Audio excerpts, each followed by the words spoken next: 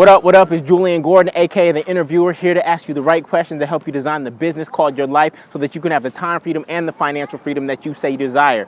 Now, of course, today we are celebrating this amazing man, Martin Luther King Jr., for the legacy that he left and the impact that he left on not only the United States, but this entire world. And he was all about helping us live our dreams, right? But if we were to ask him today, 50 years later after this amazing speech, if he was really happy with the way we were living things out, he'd probably be very disappointed in a lot of us. Why? Because a lot of us are daydreaming on our day jobs, or we only dream when we're asleep. And I think where he would want us to be is in the space of dreaming awake. He wasn't the only person with a dream. I know that you have dreams too. And that's my commitment, is to help you dream awake and actually live out that dream on a daily basis. And what I call that is dreaming awake.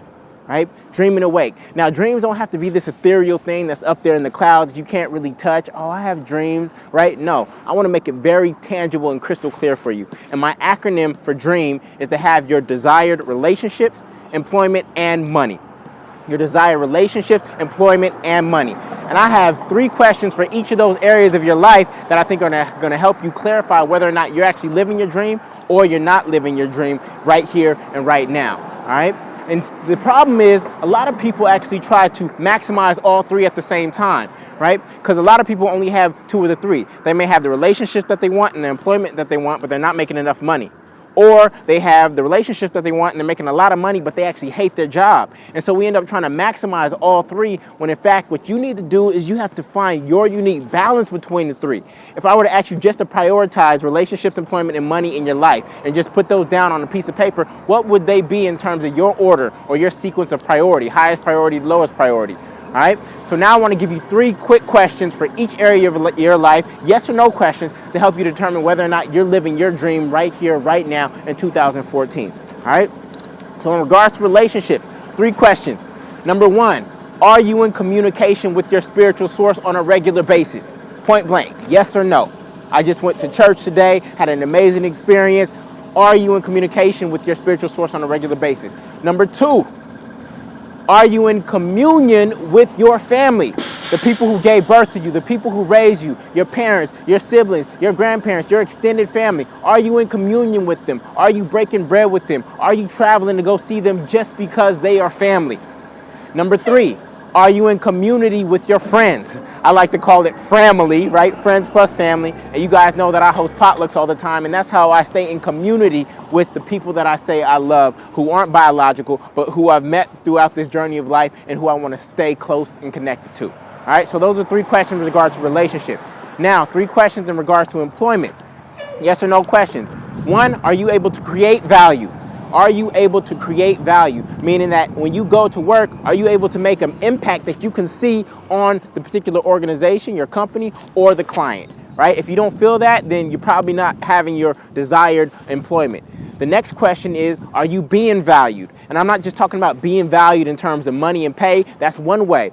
But do the people recognize your presence? If you were to fall off the face of the earth tomorrow, would they even notice, right? So are you being valued?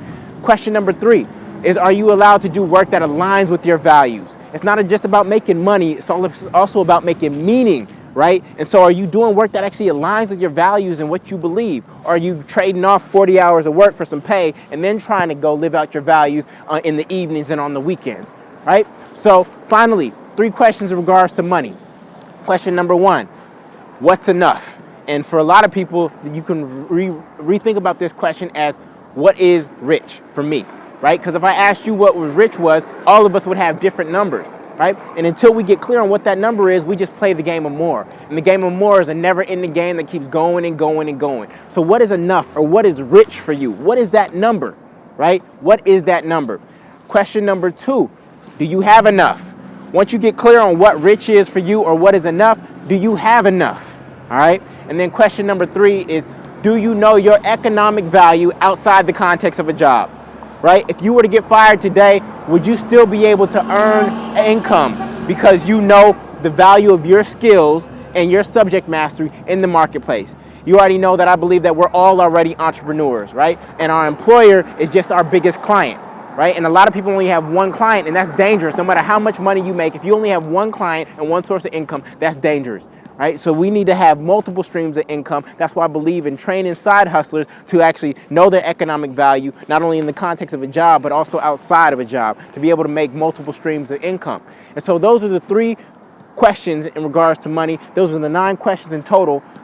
Answer them honestly, yes or no, and see what your score is. And once you get your score, put it down in the comments area, or put some other questions that you think are important in terms of thinking about your dreams. And let's continue this conversation about living out this dream, so that when we get here a year later and we're celebrating this man again and again and again, our dream is actually manifesting, it's coming into fruition, it's coming into reality. This is Julian Gordon, aka The Interviewer, and I believe in the creator in you to be able to create the life that you say that you want. Shout outs to this man right here for being an example for all of us. And they say that if you are chasing your dreams, you're not running fast enough. Dream away. Peace.